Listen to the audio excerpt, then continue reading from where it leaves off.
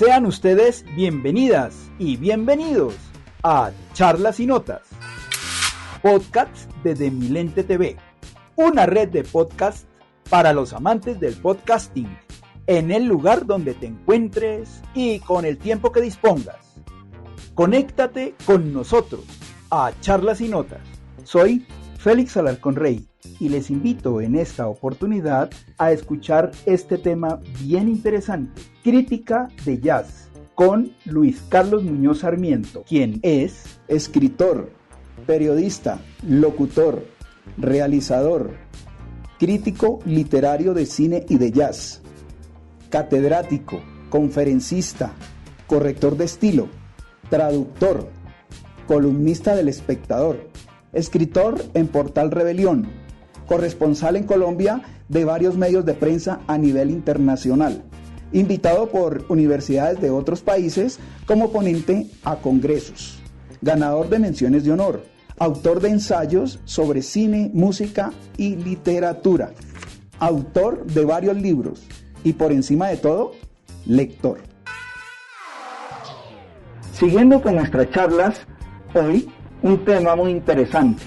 Luis Carlos, ¿cómo se puede decir una historia breve sobre el jazz? Bueno, habría que remontarse primero que todo a los precedentes de la Guerra Civil estadounidense entre 1861 y 1865. Allí empieza a aparecer lo que se llamó con el tiempo el blues arcaico. Surge el blues arcaico. Ese blues arcaico luego se va a trasladar a la ciudad y allí en la ciudad surge el blues citadino o el city blues. Pero ese blues citadino tiene también unas derivaciones. El sonido de la urbe y otros el sonido que se forma en la propia urbe. Entonces eso marca diferencias en el blues. El blues luego se va a articular con el ragtime, que es un estilo jazzista, un estilo pianístico, que fue sobre todo divulgado por una figura como Jelly Roll Morton hacia los años 1903-1904. Él mismo se designaba como inventor del jazz y del ragtime. Pero sumados el blues y el ragtime a otras influencias van a dar origen con el tiempo a lo que se llama jazz a partir de 1917, cuando la Original Dixieland Jazz Band va a hacer las primeras grabaciones. ¿Por qué cito esto? Porque curiosamente ese grupo que se escribía al comienzo jazz con doble S, luego va a escribirse con doble Z y eso tiene todo un origen detrás, la palabra jazz, ¿no? Incluso como un derivado del verbo to jazz, que es algo así como fornicar o tirar, como dicen los jóvenes ahora, o se ha dicho siempre, o fornicar o tirar, o hacer el amor, pero hacer el amor significa otras cosas. Bueno, en fin, entonces esto da origen al jazz a partir de las grabaciones en el Café Reisenberger de Chicago. Pero en realidad la primera persona que debió hacer las primeras grabaciones del jazz fue William Christopher Handy en 1914. ¿Por qué razón no lo hizo? Porque era un nigger, o sea, lo que en sentido despectivo se denomina nigger, o sea, un negro. Y esto va a dar lugar con el tiempo a choques tremendos como los que tuvo Louis Armstrong en los comienzos de su carrera. ¿En qué sentido? En 1925-27 él, por ejemplo, no podía grabar todavía con su trompeta, porque las leyes Jim Crow de 1898, en el estado de Georgia sobre todo, que es el estado más racista quizás de la Unión llamada americana, pero en realidad es Unión estadounidense, porque América es desde Alaska hasta la Patagonia. Entonces, allí con estas leyes Jim Crow se les va a prohibir a los trompetistas tocar. Entonces Armstrong tuvo que tocar su corneta hasta cuando en 1927 y 29 dio origen a los Hot Five y los Hot Seven y vino la utilización de la trompeta. Otro gran trompetista, en realidad cornetista al comienzo, era también pianista, Bix Beiderbecke. Bix Beiderbecke era de origen alemán, pero había nacido en Iowa. Y él vivió apenas 28 años. Sin embargo, era un tipo que admiraba profundamente a Louis Armstrong y Louis Armstrong lo admiraba a él. Armstrong va a decir en una entrevista en 1966 que una de las figuras supremas del jazz fue Leon Bix Beiderbecke.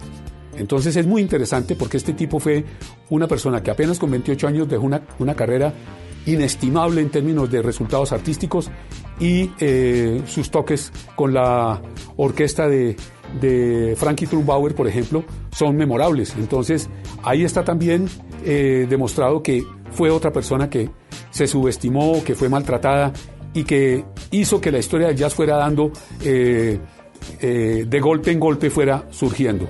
En el año 31 Armstrong fue a grabar en un hotel una canción, y el tipo que presentaba la radio en ese momento le dijo que no lo dejaba presentar que no iba a hablar por radio un negro. Entonces él tomó el micrófono, Armstrong tomó el micrófono por encima del tipo y dijo que iba a presentar su música. Entonces cuenta él en su autobiografía que fue la primera vez que habló un negro y por radio. Sin embargo, esto no es así del todo, porque van a ocurrir entre tanto otras tantas cosas, como la Ray Recordings de 1930 a 40 y pico, cuando surge el bebop, que es el movimiento más revolucionario y más artístico quizás del jazz, con figuras como Charlie Parker, como Miles Davis, como Dizzy Gillespie, en fin, gente muy brillante, que fueron los que dieron origen a las primeras revoluciones dentro de la trompeta y dentro del jazz, dentro del saxo, perdón, a su vez dentro del jazz, al interior del jazz. Entonces, la primera revolución la va a causar, por ejemplo, Dizzy Gillespie, que era un gran trompetista. La segunda revolución la causa Louis Armstrong en el año 31, 32, con sus Hot 5 y sus Hot 7, y es cuando la trompeta comienza a tomar un papel descollante dentro del jazz. Luego, en los años 50, va a venir la figura con el cool jazz, la figura de Miles Davis, y esa es la tercera revolución trompetística dentro del jazz, que dura hasta los años 70 y hasta los años incluso 90, cuando ya en el año 91 muere Miles. Entre tanto han surgido figuras como John Coltrane, como Charlie Parker, figuras que son cimeras dentro del jazz y que dan origen a toda una escuela y a toda una interpretación muy libre dentro del jazz, porque es el género por excelencia libre y auténtico de la expresión afroamericana.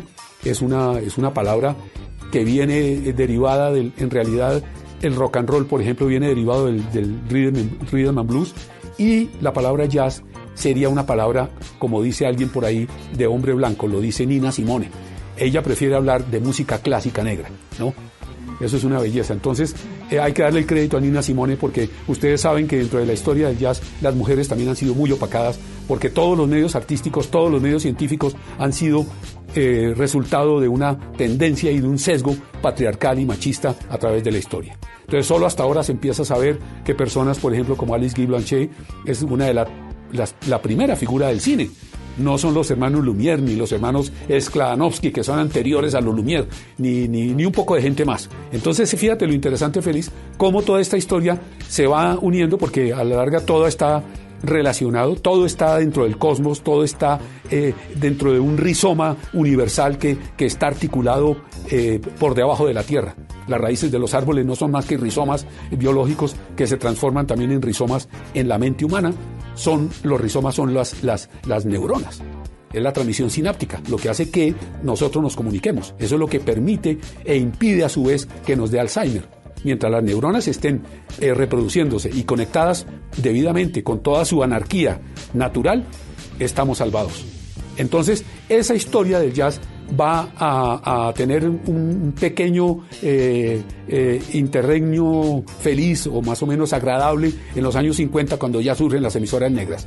Luego se va a decir que gracias a Motown Records los negros van a tener su propio canal de expresión para su música. No fue así tanto, porque también el negro ha tenido una ambigüedad en ese sentido, y es que muchos negros se han volteado contra su propia raza y se han convertido en explotadores de sus propios, de su propia raza no, porque la única raza es la humanidad, pero se han convertido en explotadores de su propia etnia, de su propio grupo biológico, sí, como dirían los tratadistas de ese mal término llamado racismo, que no ocurre sino porque se invocan razas, se designan razas, y las razas no existen, existe una sola raza, que es la humanidad, como lo dije ya. Entonces, como puedes ver, esa es una breve historia del jazz que se puede trazar en el tiempo y que luego va a diversificar en muchas otras cosas. En los años 60 se va a hablar del free jazz o de la new wave, nueva ola, o de la black music, música negra.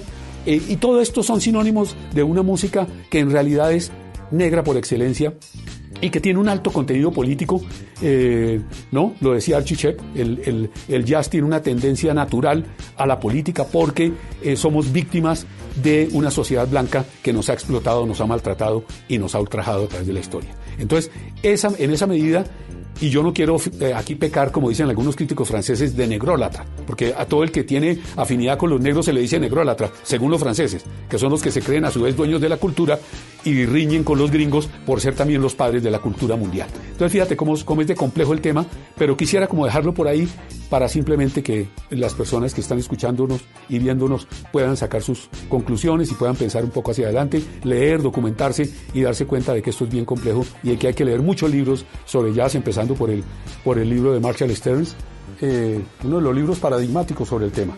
Otros libros importantes son Los héroes del jazz, de Ralph Gleason, El jazz es, de Nat Hentoff, Jazz People, de Dark Morgenstern.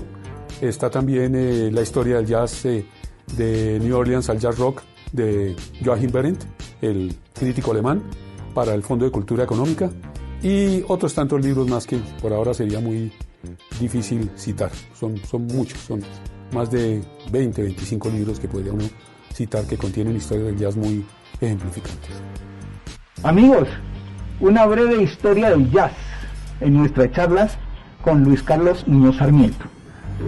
Nos quedamos cortos en este tema, hay para largo.